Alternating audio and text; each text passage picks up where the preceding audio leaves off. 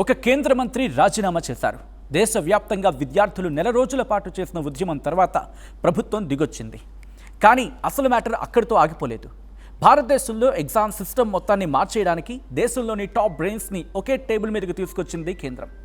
Infosys founder, ISRO మాజీ chief, intelligence bureau మాజీ director, IIT Madras director, మాజీ education secretary, senior IAS officers ఇంతమంది ఒకే కమిటీలో ఎందుకు?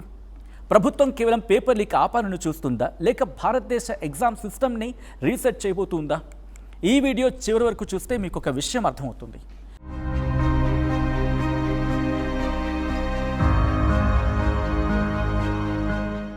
హలో నమస్తే, వెల్కమ్ టు ఆర్ స్ట్రీమ్. నేను సచిన్. రాబోయే రోజుల్లో నీట్, జేడబ్ల్యూ, సియుఈటి మాత్రమే కాదు, ప్రతి కాంపిటేటివ్ ఎగ్జామ్ పూర్తిగా మారబోతుందా? మాట్లాడుకుందాం.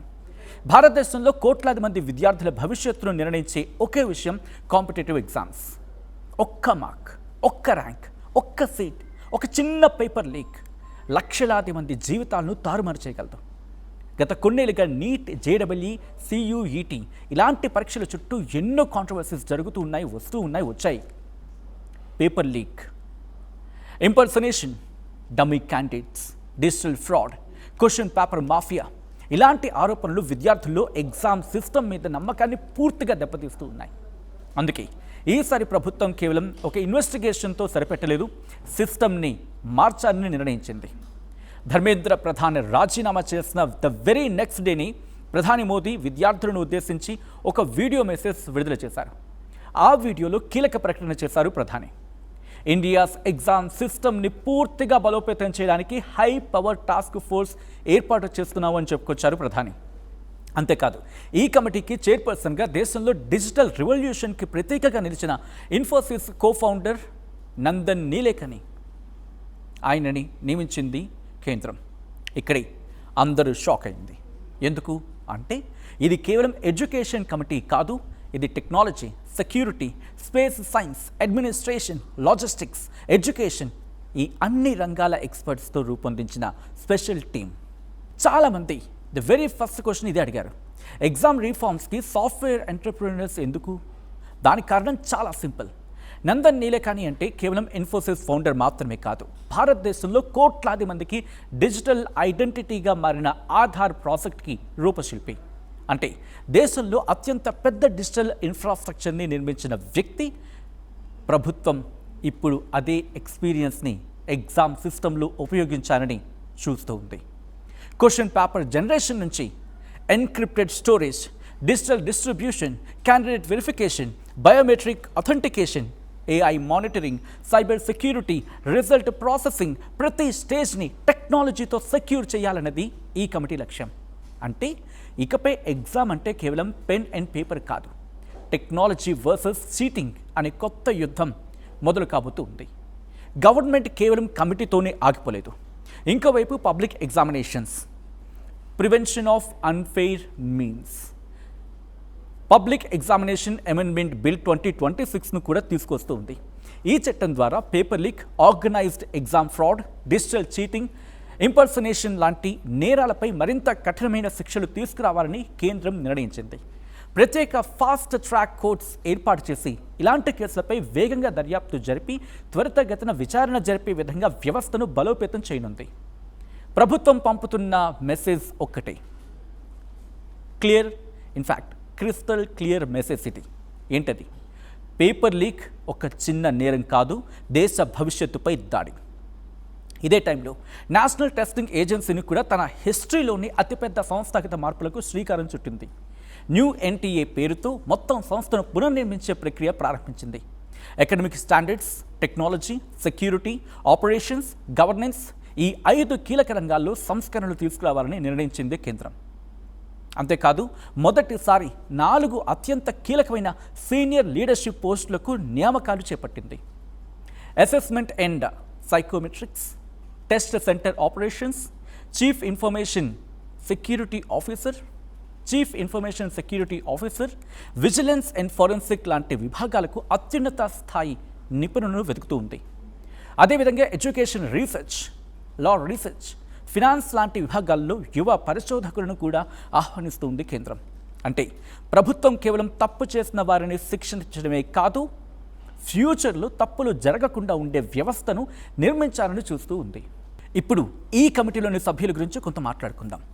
నందన్ నీలేకని టెక్నాలజీకి ప్రతీక, మాజీ ISRO chairman doctor S Somanath అక్యురసీకి సింబాలిక్.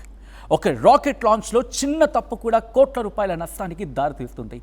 అలాంటి సిస్టమ్ను దశాబ్దాల పాటు నడిపిన ఎక్స్పీరియన్స్ని ఇప్పుడు ఎగ్జామ్ మేనేజ్మెంట్లో ఉపయోగించుకోబోతోంది కేంద్రం. మాజీ intelligence bureau director Tapan Deka presence కూడా చాలా కీలకం. ఎందుకంటే పేపర్ లీక్ అనేది కేవలం ఎడ్యుకేషన్ ప్రాబ్లం కాదు, అది organised crime. Exam mafia, secret networks, digital communication, money trail, వీటిని గుర్తించే అరికట్టడంలో ఆయన అనుభవం ఈ కమిటీకి ఉపయోగపడబోతుంది. IIT Madras director V Kamakoti cyber security, artificial intelligence, computer architecture రంగాల్లో నిపుణులు. Artificial intelligence based exam monitoring ఎలా చేయాలి, సైబర్ అటాక్స్ని ఎలా అడ్డుకోవాలి, డిజిటల్ ఇన్ఫ్రాస్ట్రక్చర్ను ఎలా బలోపేతం చేయాలి అనే అంశాల్లో ఆయన సూచనలు కీలకంగా మారబోతూ ఉన్నాయి. మాజీ విద్యాశాఖ కార్యదర్శి Anita Karwal policy reforms, school education, national education policy అమలులో తన అనుభవాన్ని అందించబోతున్నారు.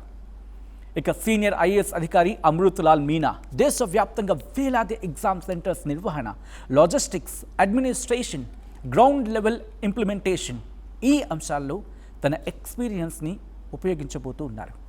అంటే ఈ కమిటీలో టెక్నాలజీ నుంచి పాలసీ వరకు, సెక్యూరిటీ నుంచి అడ్మినిస్ట్రేషన్ వరకు ప్రతి రంగానికి చెందిన నిపుణులు ఉన్నారు అన్నమాట. ఈ కమిటీ చివరికి ఏం చేయబోతుంది, అదే కదా ప్రశ్న. మాట్లాడుతున్నా. ప్రభుత్వ ఆదేశాల ప్రకారం question paper security, candidate verification, digital tracking, artificial intelligence వినియోగం, cyber security, exam centre monitoring, structural reforms లాంటి అన్ని అంశాలపై సమగ్ర సిఫార్సులు చేయబోతుంది ఈ కమిటీ. టార్గెట్ ఒక్కటే, భారతదేశంలోని ప్రతి విద్యార్థికి నాణ్యమైన, పారదర్శకమైన, నమ్మకమైన పరీక్షా వ్యవస్థను అందించడం. ఈ సిఫారసుల ఆధారంగా ఎన్టీఏను మరింత స్ట్రెంథెన్ చేసి ఫ్యూచర్లో పేపర్ లీక్లకు అవకాశం లేకుండా చేసే వ్యవస్థను నిర్మించాలి అని ప్రభుత్వం భావిస్తుంది. అయితే ఇక్కడ ఒక్క విషయం గుర్తుంచుకోవాలి, కమిటీ ఏర్పాటు చేయడం ఒక ఎత్తు అయితే ఆ సిఫారసును సమర్థవంతంగా అమలు చేయడం ఇంకో ఎత్తు. గతంలో కూడా అనేక కమిటీలు వచ్చాయి, కానీ ఈసారి ప్రత్యేకత ఏంటి అంటే technology, intelligence, space science, education, administration అన్ని రంగాల నిపుణులు ఒకే వేదికపైకి వచ్చారు. అందుకే ఈ సంస్కరణలు నిజంగా అమలైతే భారతదేశ ఎగ్జామ్ సిస్టంలో పెద్ద మార్పులు రావచ్చని నిపుణులు భావిస్తూ ఉన్నారు. ఒక్క పేపర్ లీక్తో కేవలం ఎగ్జామ్ రద్దు కాదు, ఒక పేపర్ లీక్తో కేవలం ఎగ్జామ్ మాత్రమే రద్దు కాదు, లక్షలాది మంది విద్యార్థుల కలలు చెదిరిపోతాయి. అందుకే పరీక్షల్లో ట్రాన్స్పరెన్సీ అనేది ప్రభుత్వ విధానం మాత్రమే కాదు, ప్రతి స్టూడెంట్కి దక్కాల్సిన హక్కు కూడా. ఇప్పుడు చూడాల్సింది ఒక్కటే, నందన్ నీలేకని నేతృత్వంలోని ఈ కమిటీ సిఫారసులు కాగితాలకే పరిమితం అవుతాయా, లేకపోతే భారతదేశ ఎగ్జామ్ సిస్టమ్ని నిజంగానే మార్చేస్తాయా? దానికి సమాధానం రాబోయే రోజుల్లో తెలుస్తుంది. మరి మీ అభిప్రాయం ఏంటి? ఈ టాస్క్ ఫోర్స్ వల్ల నీట్, జేడబ్ల్యూ, సియుఈటీ లాంటి పరీక్షల్లో నిజంగా పారదర్శకత పెరుగుతుందని చెప్పి మీరు నమ్ముతున్నారా, లేకపోతే ఇది కూడా ఇంకో కమిటీ లాగానే మిగిలిపోతుందా? మీ ఒపీనియన్ని కమెంట్స్ సెక్షన్లో మెన్షన్ చేయండి. అండ్ మీకు ఇంకా ఎటువంటి ఎనాలిసిస్ ఉన్న స్టోరీస్ కావాలి, మీకు ఇంకా ఎటువంటి స్టోరీస్ కావాలి విత్ అనాలిసిస్ అనేది కమెంట్ బాక్స్లో మెన్షన్ చేసే ప్రయత్నం చేయండి. అండ్ ఈ వీడియో కనుక మీకు నచ్చినట్టయితే లైక్ చేయండి. అండ్ ఈ వీడియో మీకు తెలిసిన సర్కిల్లో షేర్ చేయాలి, వాళ్ళు కూడా ఇన్ఫర్మేషన్ షేర్ చేయాలనుకుంటే వెంటనే కింద షేర్ బటన్ ఉంటుంది, దాన్ని క్లిక్ చేయండి. ఇలాంటి deep political and current affairs analysis కోసం మన ఆర్ స్ట్రీమ్ ఛానల్ని వెంటనే సబ్స్క్రైబ్ చేసుకోండి. కింద బెల్ బటన్ ఉంటుంది, ఆ బెల్ బటన్ని ప్రెస్ చేస్తే ఆ స్ట్రీమ్ ఛానల్ని సబ్స్క్రైబ్ చేసుకోవచ్చు.